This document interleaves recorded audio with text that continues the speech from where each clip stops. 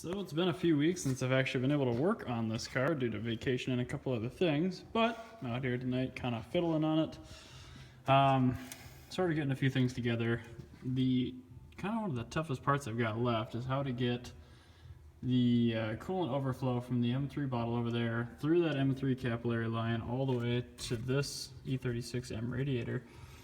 What I've settled on for right now, which is not the most elegant solution in the world, I guess, it's just this aluminum capillary tube with some rubber joiners and clamps. It'll get the job done, but I really don't like how it looks, so I'm not really sure what I'll end up doing when it comes to this. I may end up capping that and tapping into the radiator over there like I mentioned last time, but we'll see. It has coolant in it right now, which is nice. I'm not getting a charge indicator from the alternator. I'm not sure why. Let's see here, what else? I've got real hose clamps on the throttle bodies now. I've got hardware in the MAF, which is super nice. None of that comes out. That's all solidly mounted in there. Let's see here, what else?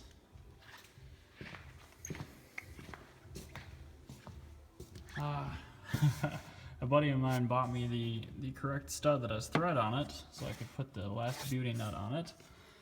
He also bought me a new coolant cap because he said the old one was too ugly. I agree.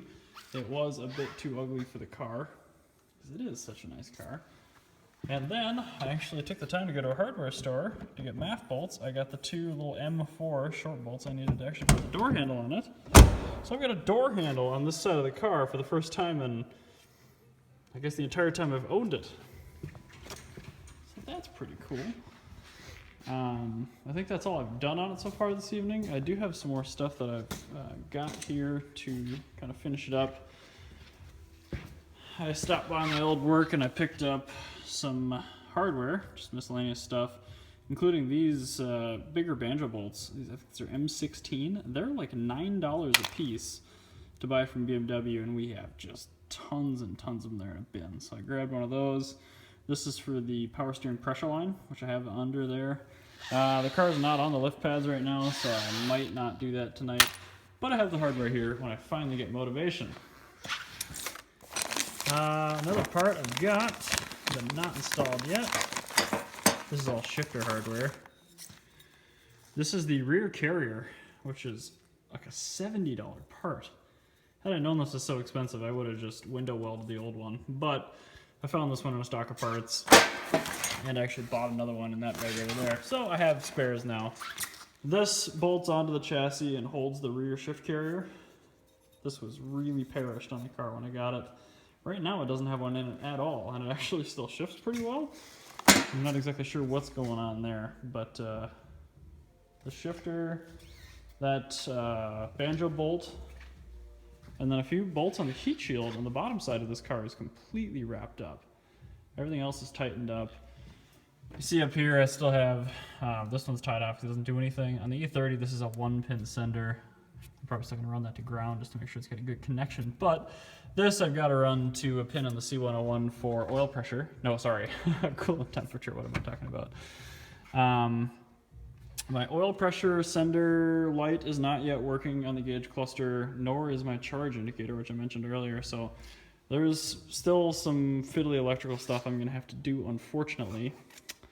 And it may require removal of the intake to make sure it's all nice and clean, which is a couple-minute job even with hose clamps on it now. So that will definitely be in the future to come here.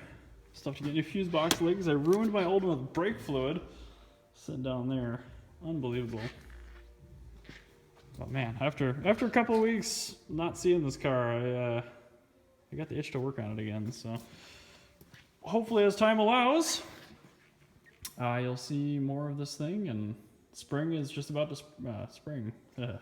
Funny pun, I know. So this thing should be out on the road in a month and a half, something like that. So stay tuned. There will be many hoons. Have to maybe do a side-by-side on the red M3 if I can get somebody I trust enough to drive them. But anyway, that's all I've got on this thing right now. Small stuff, but every little bit counts.